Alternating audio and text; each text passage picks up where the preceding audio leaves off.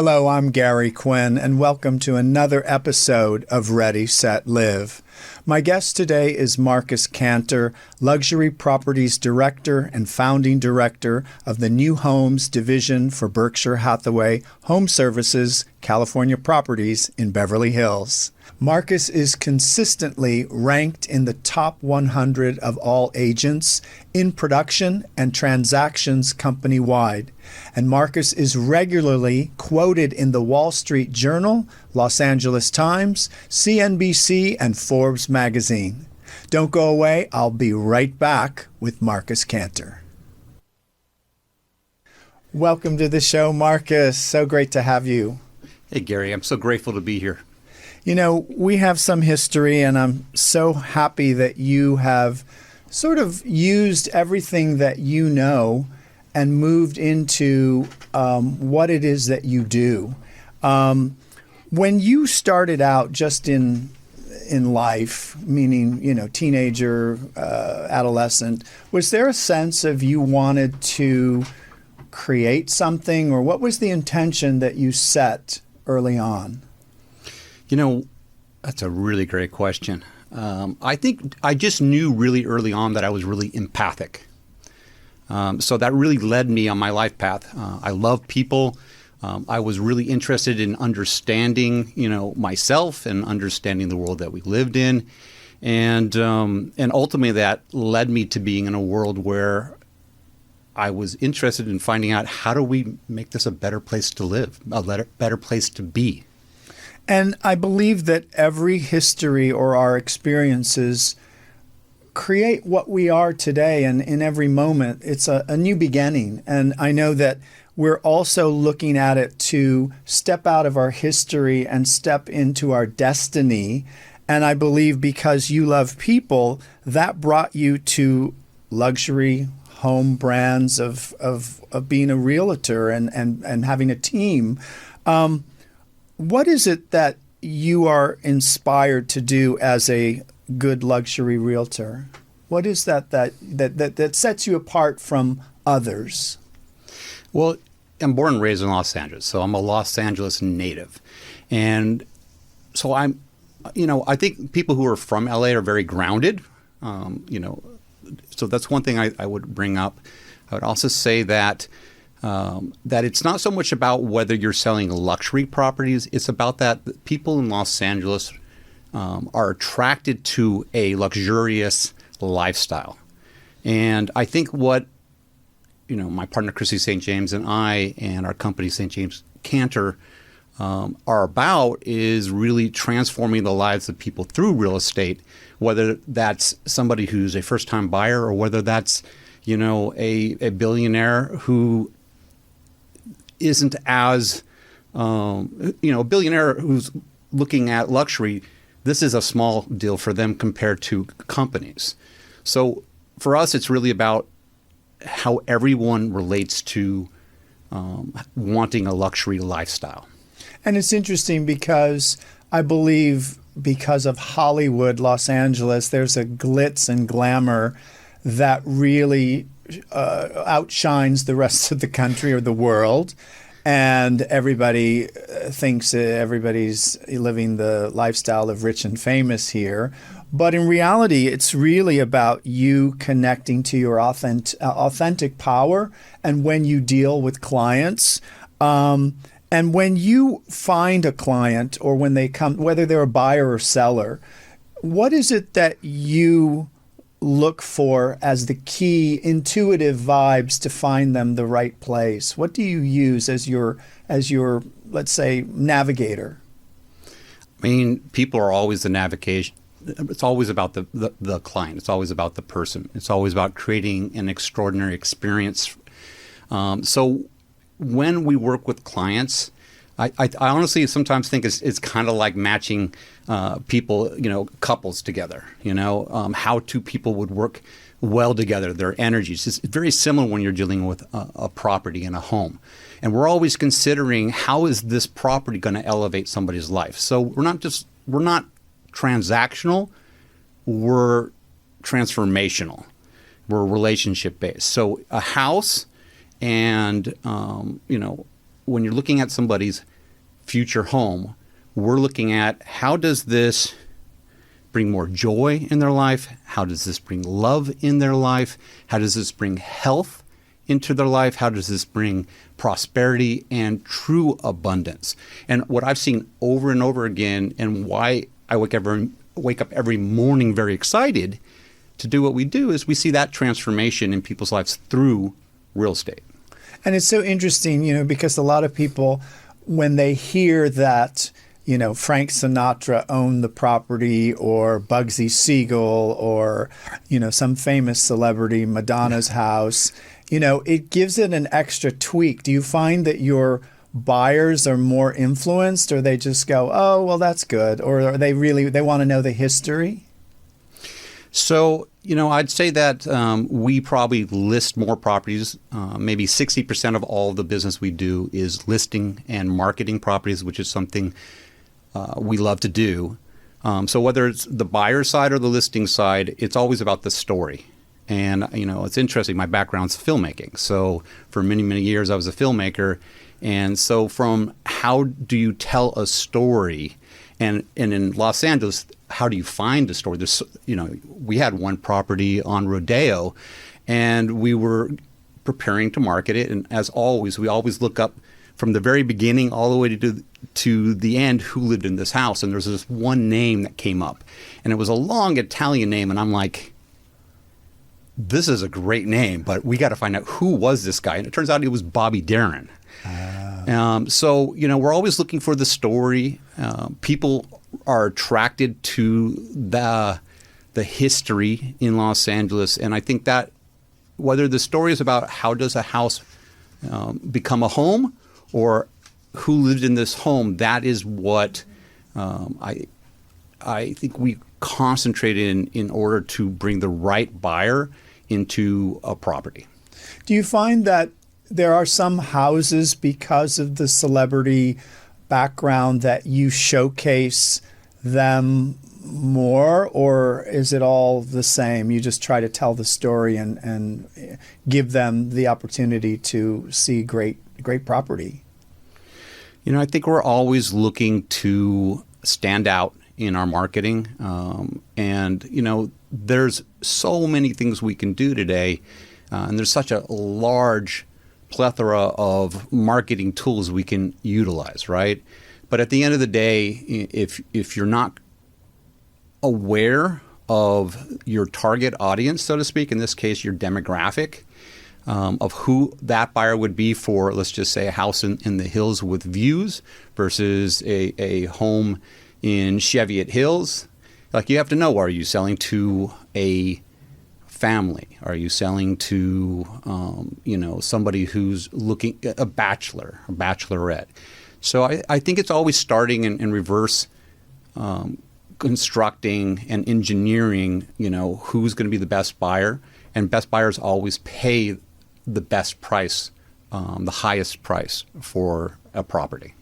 One of the things that I feel that differentiates agents is their authentic energy when they walk through a room or when they are meeting prospective clients. And I know that not everybody has this, because I've worked with several agents, and I know that in any business, that comes across as you are the business first. And I think people think, well, I have a business card that says Beverly Hills, or I have a business card that says New York City stock market.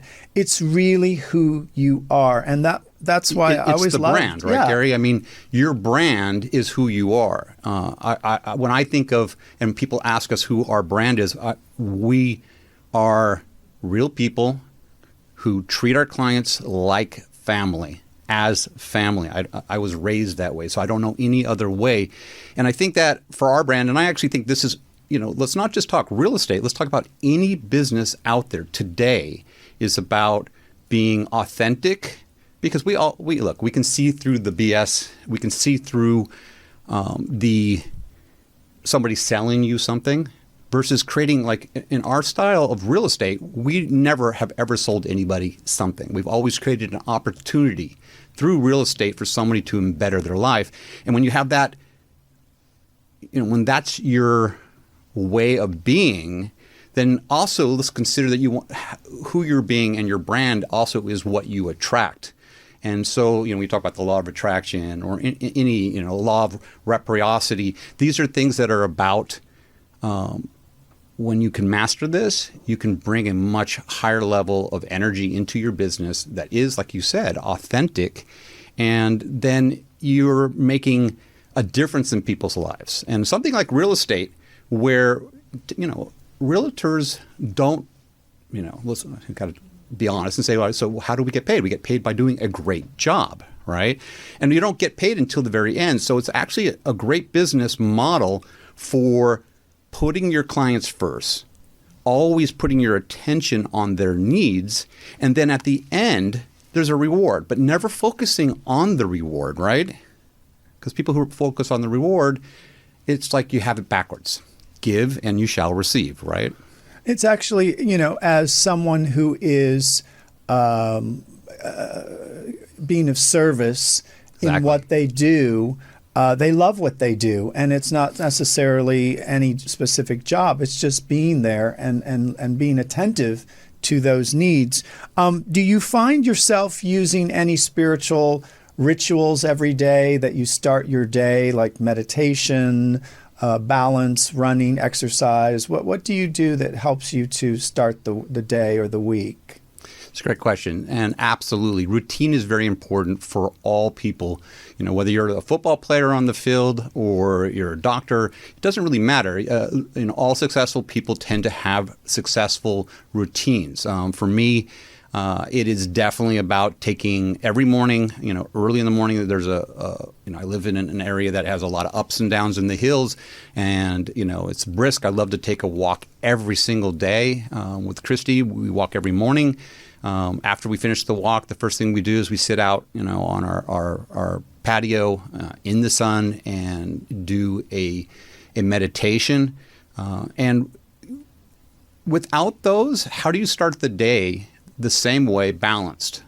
How do you move forward in the day where you start the day, picking up your phone and going through it and, feeling all the hecticness of the things to do versus we believe in a holistic practice in our business.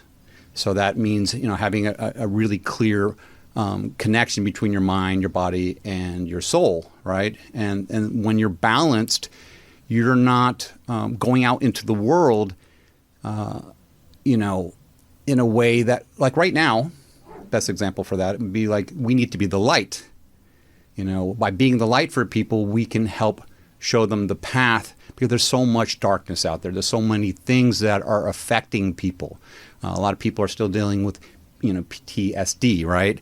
I mean, from having gone through this COVID era. Yeah, and I think part of that shows that we're constantly having not moments of breakdown, but breakthrough moments that helps you. Absolutely. Have you found that during this coming out of this COVID situation that you've changed the way you approach clients or just the marketing standpoint? Because at one point there was, we weren't talking or seeing anybody in person. The psychology in real estate is constantly changing. We've had the good fortune of doing business in a large Los Angeles area, not just one neighborhood, over many years. And also, having a dynamic business where, our typical clients tend to be multi-generational. So we work with their parents and we work with their kids. So we're not just selling $10 million properties, we're selling $1 million properties and everything in between and above. And honestly, for us, it doesn't really matter. It's like we just want to be at service. But what we've noticed is you're constantly having to adjust and pay attention to what's going on in the psychology of people. I haven't seen, 2 months be the same psychology, over the last few years. So just really being sensitive to what's going on and adjusting is very important to being able to be at service and understand people's needs right now. Markus, what has been the biggest challenge you've had to face recently or in the past, or what was it? I mean, personally, it's just really working to stay centered. Right now, the market, we're dealing with markets, and whether you're somebody who's in the stock market or real estate, markets go up and down. There's changes, there's confidence, and there's also, people who get very pessimistic along this ride or adventure.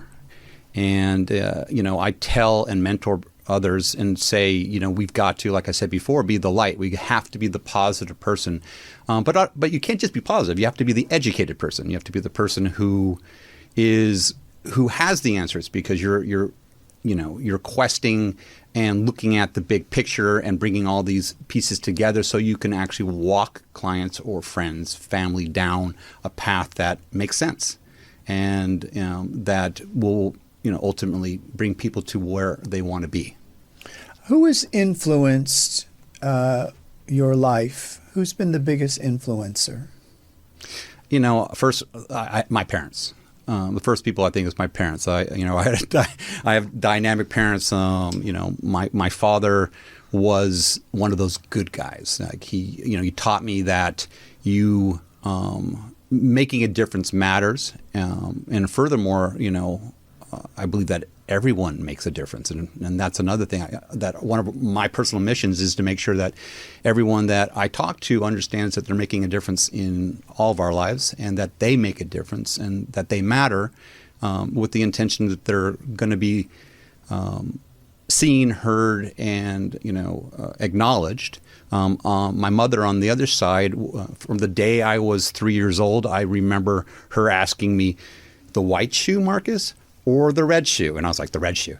Like I knew right away. So my mom trained me in the aesthetics and the understanding of what was quality over quantity. And my dad taught me how to be a authentic, true man, person, human being. Have you found that, because when I knew you, you did not have a son, and now you're a father, have you found that the same, let's say, ritual or model that your parents taught you, you've been able to bring that for your son? Absolutely. And this is what I'm most grateful for. I mean, there's nothing more incredible than, creating. And being a father is the ultimate expression, or a mother is the ultimate expression of creation. And, what I love about the experience of being a father is is that we're part of the evolution of humankind. Like your child, and they always say that the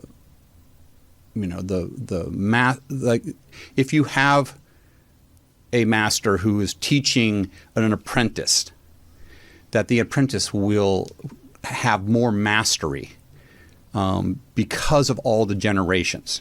And so, my focus as a parent and my belief is that, we've had the benefit of our fathers and forefathers. All right. And so that we take that and we give that to our children. And my focus is giving that much earlier, because I think that people have underestimated the intelligence and the power and the knowledge and how quickly children can manifest and grow. And my son's already way above me. Well, these young kids, like they just they grow up in the computer world and they can do anything, really. It's really quite amazing. What does love mean to you? Love is everything. And why do you think so many people are not happy? And it seems like love is missing, or they're not giving themselves permission to love themselves. Goes back to that if not the majority of people today don't think they make a difference. In politics or in their family or in business, there's a detachment more and more, less of a communication.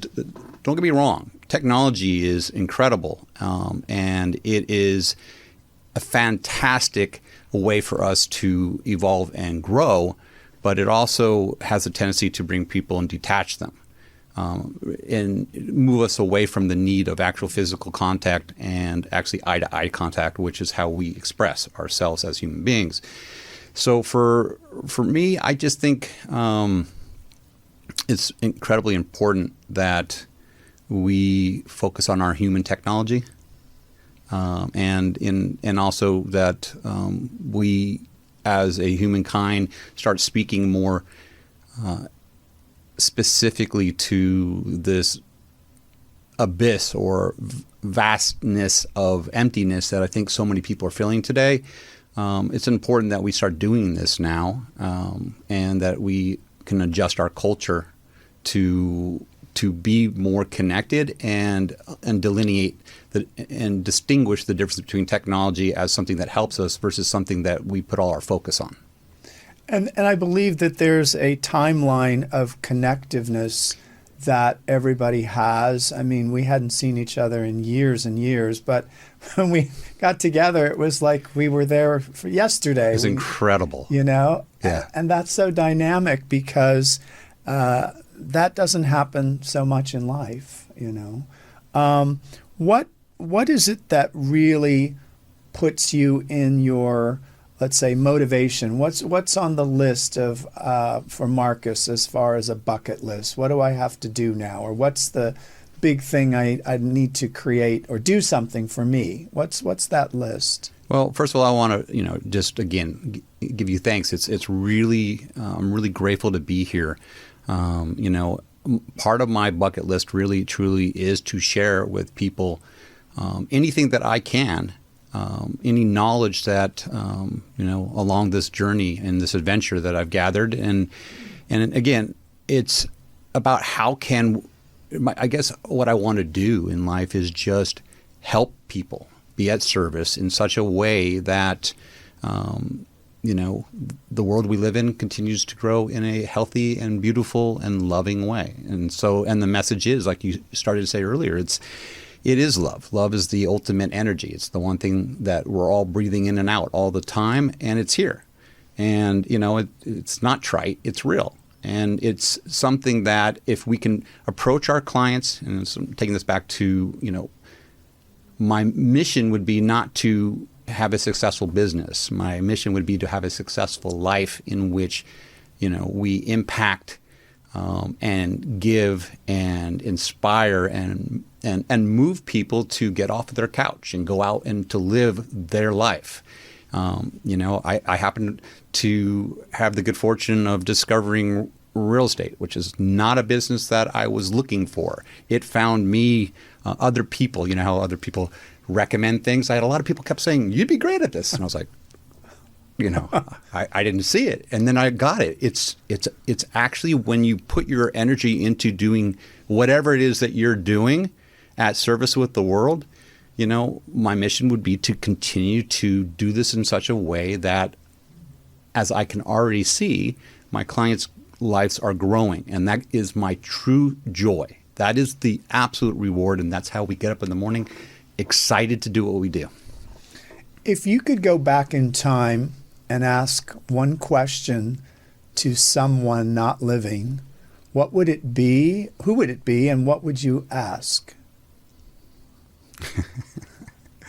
That's like the greatest question anyone's ever asked.